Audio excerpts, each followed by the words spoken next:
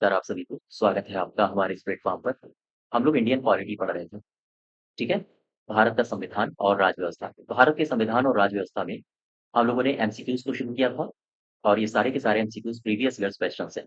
तो 50 क्वेश्चन तक कर लिए थे, उसी के आगे शुरू करेंगे। किसको शुरू करूँ? मैं 2-3 जानकारियाँ आपको दे देता हूँ। पॉलिटी के बैच से अगर आप जुड़ना चाहते हैं, तो पॉलिटी का बैच आपको हमारे एप्लीकेशन पर मिल जाएगा।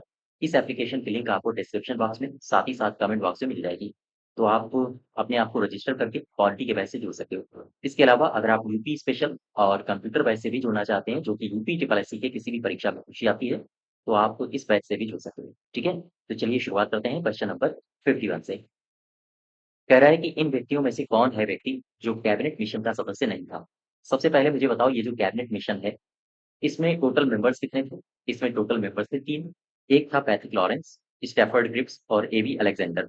विलियम वुड इसका सदस्य नहीं था। ये जो पैट्रिक लॉरेंस है, ये इस मिशन का अध्यक्ष था। स्टैफर्ड क्रिप्स कौन था? ये व्यापार बोर्ड का अध्यक्ष था। व्यापार बोर्ड का ये बंदा अध्यक्ष था। इसके अलावा एबी अलेक्जेंडर, ये दरअसल एक नौसेना मंत्री था। नौसेना मंत्री। अच्छा, क्या मुझे आप बता सकते हो कि ये जो कैबिनेट मिशन प्लान है, ये भारत कब पहुँचा? मैं बात कर रहा हूँ कैबिनेट मिशन प्लान की। Cabinet mission plan. तो ये भारत कब पहुँचता है? आप बताओगे 26 मार्च, ओह सॉरी 2 दिन लेट हो गए हम तो, यानी कि ये पहुँचा था 24 मार्च को। 1946 को ये भारत पहुँचता है और ये जो कैबिनेट मिशन प्लान है, इसके 3 प्रमुख कार्य थे। 3 प्रमुख इसको कार्य सौंपे गए थे। काम क्या-क्या थे इसके 3? एक तो अंतरिम सरकार का ये गठन करेगा, अंतरिम सरकार का गठन करना। इसके अलावा इसका एक मुख्य काम था संविधान सभा का गठन करना, ठीक है? संविधान सभा का गठन कर लेना और इसके अलावा संविधान निर्माण के लिए योजना बनाना या योजना प्रस्तुत करना। और ये योजना किसके लिए प्रस्तुत करेगा? संविधान के निर्माण के लिए, संविधान निर्माण के लिए, ठीक है? तो ये 3 इसके प्रमुख कार्य थे, 3 के तीनों कार्य आप याद रखोगे, आपसे सवाल पूछे जा सकते हैं। वापस आ जाओ, 51 का सही उत्तर हो जाएगा ए पार्ट। और आगे बढ़ो ज़रा, क्वेश्चन नंबर 52 में कह रहा है कि संविधान सभा का जो गठन किया गया था, वो किसके तहत किया गया था? मैंने आपको बताया था संविधान सभा का जो गठन हुआ था, वो हुआ था कैबिनेट मिशन प्लान के अंतर्गत। तो भारत सरकार अधिनियम 1935 गलत है। क्रिप्स योजना ये भी गलत है। हालाँकि इससे पहले क्रिप्स योजना को ही भेजा गया था भारत में जो संविधान सभा है उसके गठन के लिए। लेकिन आपसे पूछ रहा है कि संविधान सभा का गठन फाइनली किसके माध्यम से हुआ था? तो आंसर होगा सी पार्ट, कैबिनेट मिशन योजना 1946 के अंतर्गत। और आगे बढ़ो ज़रा, सवाल नंबर 53 में आ जाओ। ये भी सवाल पूछा गया है एमपीपीसीएस 2023 में। इसमें क्या कह रहा है? संविधान सभा का निर्माण किस योजना के तहत हुआ है? सेम सवाल है, रिपीट हुआ है, ठीक है? संविधान सभा का निर्माण किस योजना के तहत हुआ है? आप बताओगे कैबिनेट मिशन योजना यानी कैबिनेट मिशन प्लान। तो कैबिनेट मिशन योजना यानी बी पार्ट सही हो जाएगा। अच्छा, ये एक शब्द लिखा है क्रिप्स मिशन। क्रिप्स मिशन में कौन-कौन सी बातें की गई थी? ज़रा आओ समझ लेते हैं 2-3 बातें यहाँ भी, चूँकि सवाल आपसे यहाँ से भी पूछे जाते हैं। क्रिप्स मिशन, मैं बात कर रहा हूँ स्टैफर्ड क्रिप्स की। ये जो क्रिप्स मिशन है, दरअसल इसी में पहली बार संविधान सभा की औपचारिक अनुमति मिली। अगर आपसे पूछे भारत में संविधान सभा की औपचारिक अनुमति, औपचारिक अनुमति, ये जो अनुमति मिली है ये किसमें मिली है? किसमें का मतलब है किस योजना के तहत मिली थी? तो क्रिप्स योजना या हम कहें क्रिप्स मिशन के अंतर्गत मिली थी, ठीक है? और काहे की अनुमति मिली है? संविधान सभा की। इसके अलावा इसमें और भी कई सारी बातों क दरअसल इस योजना को जो मुस्लिम लीग थी उसने अस्वीकार कर दिया था। इसने अस्वीकार कर दिया था। इसके अलावा क्रिप्स मिशन जब आया था तो इसने अ, वादा किया था कि जैसे ही युद्ध समाप्त होगा, चूँकि उस समय वर्ल्ड वॉर चल रहा था, तो इसने वादा किया था कि जैसे ही युद्ध की समाप्ति होगी, युद्ध की समाप्ति पर संविधान सभा बनाई जाएगी। संविधान सभा बनेगी। सवाल ये है कि कब बनेगी? तो इसने कहा युद्ध की समाप्ति पर। ऐसे तो अगर कभी युद्ध समाप्त ना होता, तो कभी संविधान सभा भी ना बनती। इसके अलावा इसने और भी कई सारी बातें कही। इसने कहा कि भारत को डोमिनियन दर्जा दिया जाएगा। भारत को डोमिनियन दर्जा मिलेगा। इसके अलावा क्रिप्स मिशन ने ये भी बात कही थी कि अगर कोई भी प्रांत भारत के संविधान को स्वीकार नहीं करता है, तो उसे अपना अलग संविधान बनाने का भी राइट होगा। यानी कोई प्रांत यदि संविधान स्वीकार ना करे, तो अपना अलग संविधान बनाए। और इसी मसले पर विवाद हो गया था। और कई सारे मसले थे, लेकिन ये एक मुख्य मसला था। कोई प्रांत यदि संविधान स्वीकार न करे, संविधान न स्वीकारे, तो अलग संविधान बनाए, अलग संविधान बनाए या बना सकता है। ठीक है? तो ये सारे के सारे प्रोविज़न्स क्रिप्स मिशन में डाले गए थे। सही इसका उत्तर हो जाएगा संविधान सभा का निर्माण किस योजना के अंतर्गत हुआ था? आप बताओगे बी फॉर बॉय सही होगा, यानी कैबिनेट मिशन प्लान। चमन में देखो कह रहा है कि 1946 में जो अंतरिम सरकार का निर्माण हुआ था, उसमें कार्यपालिका परिषद के उप सभापति कौन? सवाल सिंपल सा है, मैं 2 पॉइंट्स यहाँ पर लिखता हूँ, गौर करना। बात हो रही है अंतरिम सरकार की, अंतरिम सरकार। अब मुझे बताओ ज़रा, ये जो अंतरिम सरकार है, इसमें एक सदस्य था, इसका नाम था जस्ट वेट। जो अंतरिम सरकार थी, अंतरिम सरकार के जितने भी सदस्य होते थे, वो वायसराय की कार्यकारी परिषद के सदस्य थे। वायसराय की कार्यकारी परिषद, ठीक? कार्यकारी परिषद के ही सदस्य थे। अब सवाल ये आता है, मुझे ये बताओ कि परिषद का प्रमुख कौन था? अगर आपसे ये पूछ ले, परिषद का प्रमुख कौन होता था? तो आप बताओगे परिषद का जो प्रमुख होता था, वो था वायसराय, ठीक है?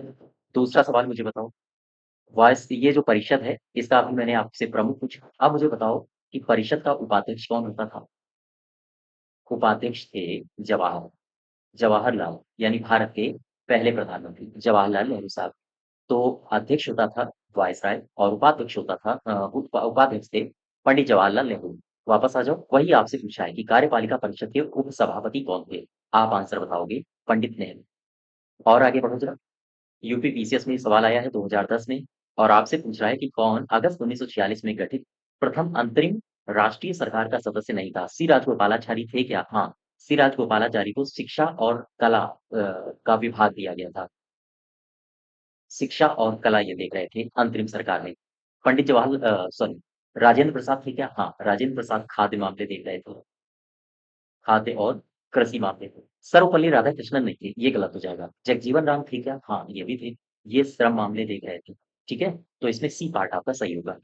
और आगे बढ़ो जरा, क्वेश्चन नंबर 56 में आ जाओ। 56 कह रहा है कि वर्ष 1946 में बनी अंतरिम सरकार में डॉक्टर राजेंद्र प्रसाद के पास कौन-सा विभाग था? तो आप बताओगे इनके पास था खाद्य और कृषि विभाग।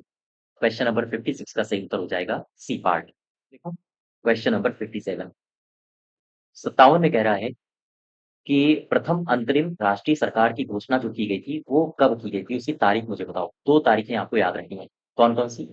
अंतरिम सरकार की घोषणा कब की गई थी? तो आप बताओगे 24 अगस्त 1946 को। एक तो तारीख ये याद रखोगे और अंतरिम सरकार का अगर आपसे पूछे कि गठन कब हुआ था, तो एक तारीख याद रखोगे, ये भी एग्ज़ाम में पूछी जाती है। ये है 2 सितंबर 2 सितंबर 1946 1946। ठीक है? अगर आपसे पूछे अंतरिम सरकार का गठन, तो ये तारीख बताओगे और अगर आपसे पूछे कि घोषणा, तो ये तारीख बताओगे और ये दोनों ही तारीखें पूछी गई हैं, जिसमें से घोषणा यूपी पीसीएस प्री 2022 में सवाल आ चुका है। और आगे बढ़ो जरा, 58 में आ जाओ। 58 कह रहा है कि कथन और कारण दिए गए हैं। वेबल योजना के अनुसार कार्यकारी परिषद में हिंदू, मुस्लिम सदस्यों की संख्या समान होनी चाहिए। हाँ, ये बिल्कुल सही है। वेबल का विचार था कि ऐसी व्यवस्था से भारत का बँटवारा बच सकता है। नहीं, ये गलत है। इसमें सही उत्तर होगा आपका कथन सही है, लेकिन कारण गलत है। ये आईएएस प्री 2007 में आया है। इससे संबंधित 2-4 बातें मैं आपके लिए बता दूँ। गौर करना यहाँ पर। मैं बात कर रहा हूँ वेबल योजना की। वेबल योजना। हालाँकि जब मैं आपको इतिहास पढ़ाऊँगा, तो वहाँ पर इन सारी की सारी योजनाओं को और डिटेल में डिस्कस करेंगे, ठीक है? लेकिन अभी छोटी बातें यानी थोड़ी बातें करते हैं क्योंकि सवाल आपका वेबल योजना से संबंधित है।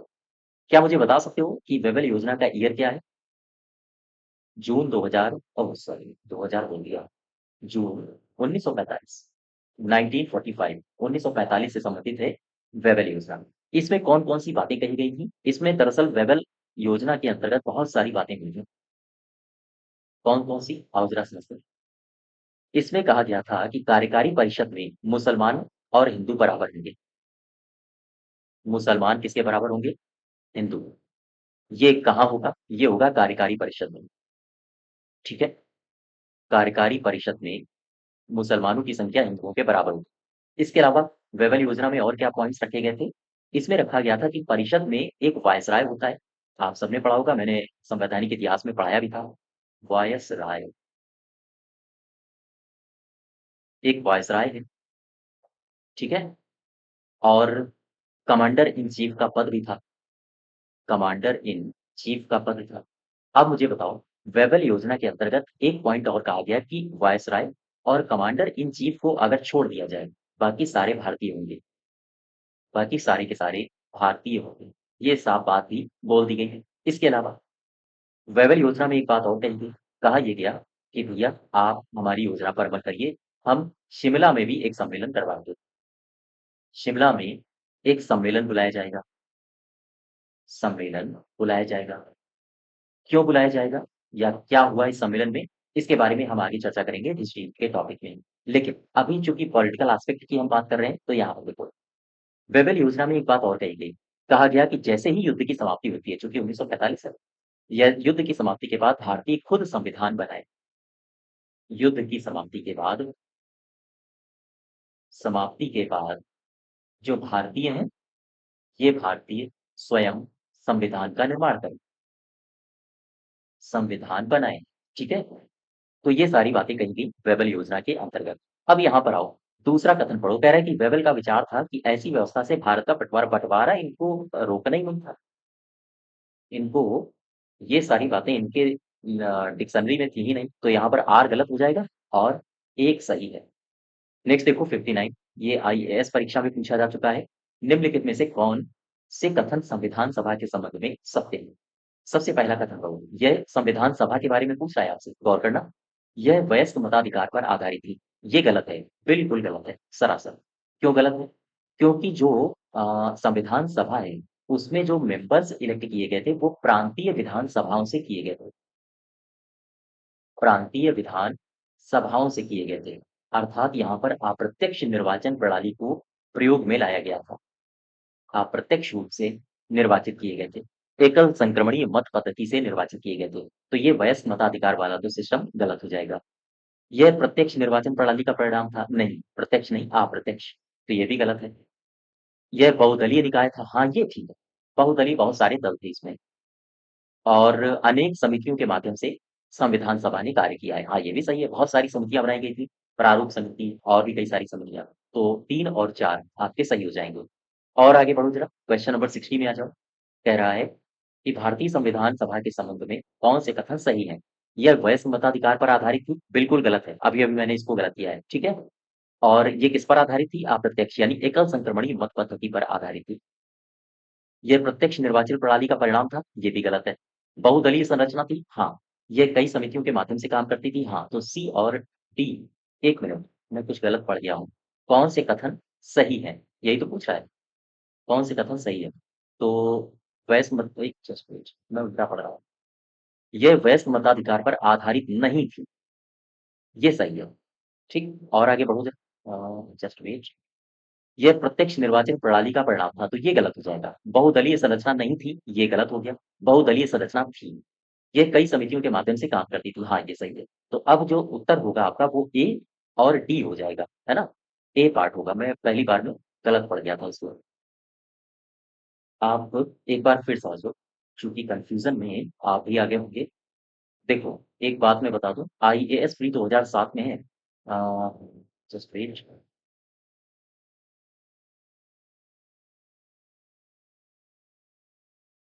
क्वेश्चन नंबर 60, ठीक? अब यहाँ पर आओ ज़रा, इस सवाल को देखो। आईएएस प्री 1993, ये सेम सवाल है और यही सेम सवाल है जो कि अभी रिपीट होगा। आरएस यानी राजस्थान की जो एडमिनिस्ट्रेटिव सर्विस है, उसमें यही सेम सवाल रिपीट हुआ है। इस वजह से आपको प्रीवियस ईयर्स बहुत लगाने चाहिए, क्योंकि प्रीवियस ईयर्स पूछे जाते हैं। अब इसमें थोड़ा बहुत परिवर्तन किया है राजस्थान ने और ये सवाल सेम उसने पूछ लिया, है ना? पढ़ लो एक बार फिर से इसको समझ लो। भारत के जो संविधान सभा है, उसके संबंध में कौन से कथन सही है? ये पूछ रहा है आपसे। वयस्क मताधिकार पर आधारित नहीं थी, बिल्कुल सही है। फिर कह रहा है कि प्रत्यक्ष निर्वाचन का परिणाम था? नहीं, ये गलत हो जाएगा। बहुदलीय संरचना नहीं थी, ये भी गलत है। यह कई समितियों के माध्यम से काम कर रही थी, हाँ, ये सही है। तो ए और डी इसका सही हो जाएगा। 61 में आ जाओ, 61। कह रहा है निम्नलिखित में से संविधान सभा के बारे में गलत कथन की पहचान करो। गलत कथन की पहचान कराना है आपको।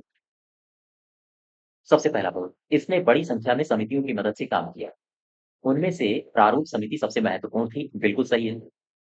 अल्पसंख्यक समुदाय जैसे ईसाई, एंग्लो इंडियन, पारसी को सभी को पर्याप्त प्रतिनिधित्व प्रदान किया गया, ये भी सही है। इसका निर्वाचन सार्वभौम मताधिकार के आधार पर किया गया था, ये गलत हो जाएगा। मैंने अभी आपको बताया था अप्रत्यक्ष यानी कि एकल संक्रमणीय मत पद्धति से किया गया था। सी पार्ट गलत है और आपसे कह रहा है गलत कौन है, तो आपका सही उत्तर हो जाएगा सी। इसकी चुनाव प्रक्रिया 1935 के अधिनियम की छठी अनुसूची पर आधारित थी, जो कि कर संपत्ति शैक्षणिक योग्यता के आधार पर मताधिकार सीमित दिया गया था। ये भी ठीक है। डी पार्ट इसका सही होगा। एमपीपीसीएस 2012 का सवाल है। 62 में आओ। कह रहा है कि भारत के संविधान का प्रारूप तैयार करने वाली संविधान सभा के सदस्यों को कैसे चुना गया था? ब्रिटिश संसद के द्वारा? नहीं, गलत है। गवर्नर जनरल द्वारा नामित किया गया था? ना, ये भी गलत है। विभिन्न प्रांतों की विधानसभाओं द्वारा चुना गया था? हाँ, ये ठीक है। और ये भी गलत हो जाएगा। नेक्स्ट देखिए, भारतीय इतिहास के संदर्भ में प्रांतों से संविधान सभा के सदस्य प्रांतों से संविधान सभा के सदस्य उन प्रांत के लोगों द्वारा सीधे निर्वाचित हुए थे? नहीं, गलत है। भारतीय राष्ट्रीय कांग्रेस और मुस्लिम लीग द्वारा नामित हुए थे? ये भी गलत है। प्रांतीय विधानसभाओं द्वारा निर्वाचित हुए थे, यही सही है। सरकार द्वारा संवैधानिक मसलों में उनकी विशेषज्ञता के लिए चुने गए थे, ये भी गलत है। सी पार्ट इसका सही होगा। ठीक है? ये सारे के सारे अब मैंने आपको बता दिए हैं। आपने थ्योरी भी कंप्लीट कर ली होगी संवैधानिक इतिहास की। नेक्स्ट देखो 64। संविधान सभा के सदस्यों का चुनाव कैसे हुआ था? पता है कैसे हुआ था? सीधे जनता ने नहीं किया था। कांग्रेस के द्वारा नामांकन भी इनका नहीं हुआ था। भारतीय राज्यों के शासकों के द्वारा नामांकन भी नहीं हुआ था। फिर कैसे हुआ था? फिर हुआ था प्रांतीय सभाओं द्वारा। याद रखिएगा, यूपीपीसीएस 93 में सवाल पूछा जा चुका है। आगे बढ़ो जरा, 65 में आ जाओ। डॉक्टर राजेंद्र प्रसाद से कार्यभार संभालने से पहले संविधान सभा के अस्थायी सभापति कौन थे? Question number 65। क्या होगा इसका सही उत्तर? बताया? इसका सही उत्तर होगा, पहले कौन थे? राजेंद्र बाबू से पहले संविधान सभा के अस्थायी अध्यक्ष थे ये सच्चिदानंद सिन्हा। ये थे अस्थायी। ठीक है? और एक तारीख मैं आपको बता दूं, ये तारीख आप याद रखोगे। दरअसल ये तारीख है 9 दिसंबर की। 9 दिसंबर 1946 1946। ये जो तारीख है संविधान सभा की पहली बैठक हुई थी इस तारीख को। और अगर आपसे पूछे कि पहली बैठक कब हुई है संविधान सभा की, तो आप बताओगे 9 दिसंबर को। और अगर आपसे पूछे कि स्थान कहाँ है, यानी कि कहाँ ये बैठक हुई है, आप बताओगे दिल्ली। दिल्ली में ये बैठक हुई। क्या मुस्लिम लीग इसमें आई थी? नहीं, मुस्लिम लीग ने इसका बहिष्कार किया था। इसके अलावा इसमें कितने सदस्यों ने भाग लिया था? तो आप बताओगे टोटल 207 सदस्यों ने इस बैठक में भाग लिया था। और इसमें एक अस्थायी अध्यक्ष को चुना गया था और ये बंदा थे सच्चिदानंद सिन्हा। सच्चिदानंद सिन्हा। अच्छा, ये वरिष्ठ थे, इसीलिए इनको पहला सम्मान देने के लिए बनाया गया था। दरअसल फ्रांस की परंपरा को हम उस स्थिति में फॉलो कर रहे थे। 66 में आओ जरा। छत्तीसगढ़ पीसीएस 2005 में पूछा गया है, संविधान सभा के चुने हुए स्थायी अध्यक्ष कौन थे? ये थे Rajendra Babu, doctor Rajendra Prasad. C part. आपसे स्थायी पूछा है ना, अगर अस्थायी पूछता तो हो जाते सच्चिदानंद। संविधान सभा की जो पहली बैठक हुई थी उसमें अध्यक्ष कौन था? सिन्हा साहब थे, अस्थायी। ठीक है? इसके अलावा 68 में आ जाओ। 68। 68 कह रहा है कि भारतीय संविधान सभा के उद्घाटन अधिवेशन की अध्यक्षता किसने की? अब देखो सवाल कैसे बदल रहा है। उद्घाटन अधिवेशन पूछ दिया। उद्घाटन का मतलब क्या है? पहला। भाई जब पहला अधिवेशन होगा वही तो होगा उद्घाटन। और पहले में कौन थे? सच्चिदानंद सिन्हा, यानी कि बी पार्ट। नेक्स्ट देखो 69। डॉक्टर राजेंद्र प्रसाद को संविधान सभा का सभापति चुना गया था। कब चुना गया था पता है आपको? ये चुना गया था 11 दिसंबर को। 11 दिसंबर 1946 यानी दिसंबर 1946 आपका सही उत्तर होगा। D part. आगे बढ़ो जरा, 70 नंबर में आ जाओ। संविधान की संविधान निर्माती सभा यानी संविधान सभा के अध्यक्ष कौन थे? क्या बताओगे आप? अध्यक्ष थे क्या होगा इसका सही उत्तर? राजेंद्र बाबू। ए पार्ट। ठीक, 70 का ए। अच्छा, यहाँ पर एक शब्द लिखा है, जस्ट वेट, जवाहरलाल नेहरू। मुझे ये बताओ, ऐसी कौन-कौन सी समितियाँ थीं जिनके अध्यक्ष जवाहरलाल नेहरू थे? या नेहरू साहब से मुझे एक समितियाँ मत बताओ, मुझे एक सवाल बता दो। नेहरू, और वो भी जवाहरलाल। तो इन्होंने क्या उद्देश्य प्रस्ताव पेश किया था, पता है आपको? उद्देश्य प्रस्ताव इन्होंने ही पेश किया था। मुझे 2 तारीखें बताओ, उद्देश्य प्रस्ताव कब पेश किया और उद्देश्य प्रस्ताव कब पास हुआ? पेश कब किया, पास कब हुआ? ये दोनों तारीखें मुझे बताओ। आप बताओगे, पेश किया था 13 दिसंबर 1946 को, ठीक? और 22 जनवरी 1947 को पास कर दिया गया था संविधान सभा के द्वारा। और आगे बढ़ो जरा, 71 नंबर में आ जाओ। 71 में कह रहा है कि स्वतंत्र भारत की संविधान सभा के अध्यक्ष कौन थे? सवाल सिंपल है। स्वतंत्र भारत की संविधान सभा के अध्यक्ष, नेहरू कह रहा हूँ। एक मिनट, एक मिनट। स्वतंत्र भारत की संविधान सभा के अध्यक्ष राजेंद्र बाबू होंगे, है ना? डॉक्टर राजेंद्र प्रसाद। 71 का हो जाएगा आपका बी पार्ट। अच्छा, यहीं से मुझे एक बात और बताओ, राजेंद्र बाबू यानी डॉक्टर राजेंद्र प्रसाद साहब, ये कौन-कौन सी समितियों के अध्यक्ष थे, पता है आपको? आपने संचालन समिति पढ़ा होगा। संचालन समिति के अध्यक्ष कौन थे? राजेंद्र बाबू। इसके अलावा आपने नियम समिति के बारे में पढ़ा होगा। नियम समिति या फिर प्रक्रिया नियम समिति कहा जाता है। प्रक्रिया नियम समिति। इसके भी अध्यक्ष कौन थे? यही राजेंद्र प्रसाद साहब, हमारे भारत के पहले राष्ट्रपति महोदय। इसके अलावा राष्ट्रीय झंडे पर तदर्थ समिति, राष्ट्रीय झंडे पर तदर्थ समिति, इसके भी अध्यक्ष कौन थे? राजेंद्र बाबू। आगे बढ़ो जरा, क्वेश्चन नंबर 72 में पहुंचो। कथन 1 और कथन 2, संविधान सभा की जो पहली बैठक हुई है 9 दिसंबर 1946 को, ये दिल्ली में हुई थी क्या? हाँ। जवाहरलाल नेहरू को संविधान सभा में आमंत्रित नहीं किया गया। अरे नहीं, जवाहरलाल नेहरू को आमंत्रित किया गया था भाई। तो दूसरा गलत हो जाएगा और पहला सही हो जाएगा। एक सही है, 2 गलत है। 73 में आओ। 73 क्या कह रहा है? संविधान सभा के संदर्भ में कौन सा कथन सही है? पहली बैठक 9 दिसंबर को हुई 1946 को, बिल्कुल सही है। प्रथम जो स्थायी अध्यक्ष थे, स्थायी गलत लिख दिया, सच्चिदानंद सिन्हा जो थे वो अस्थायी थे। स्थायी तो राजेंद्र प्रसाद थे, है ना? तो दूसरा गलत हो जाएगा। तीसरे में आ जाओ। मुस्लिम लीग ने संविधान सभा की जो पहली बैठक है उसका बहिष्कार किया था। हाँ, ये ठीक है। तो 1 और 3 सही होंगे। 1 और 3। आगे बढ़ो, क्वेश्चन नंबर 74 में पहुंचो। संविधान सभा के प्रथम मनोनीत उपसभापति कौन थे? अच्छा, यहाँ से मैं आपको 2-3 जानकारियाँ दे दूँ, ये आप लिख लेना।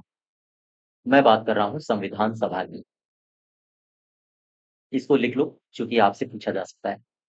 अच्छा, संविधान सभा में मैं 2 बातें आपसे पूछता हूँ। एक तो मुझे बताओ, सभापति यानी अध्यक्ष संविधान सभा के कौन थे? और मुझे बताओ उपसभापति कौन थे?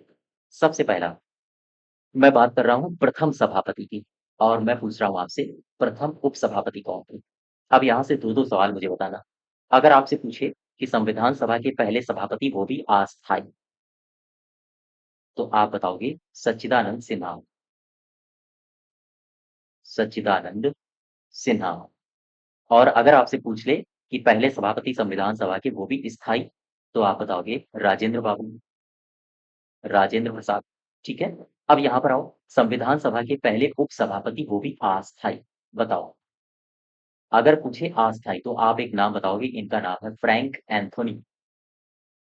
फ्रैंक एंथोनी, ठीक है? Frank Anthony. अगर आपसे पूछे कि पहले स्थायी उपसभापति मुझे बता दो, तो आप बताओगे एच.सी. मुखर्जी। बस इतनी सी बातें हैं जो आप याद रखो। संविधान सभा के पहले सभापति अस्थायी तो सच्चिदानंद सिन्हा, स्थायी राजेंद्र बाबू, और अगर आपसे पूछे उपसभापति अस्थायी तो फ्रैंक एंथोनी, और स्थायी एच.सी. मुखर्जी। ठीक है? 74 का सही उत्तर हो जाएगा फ्रैंक एंथोनी।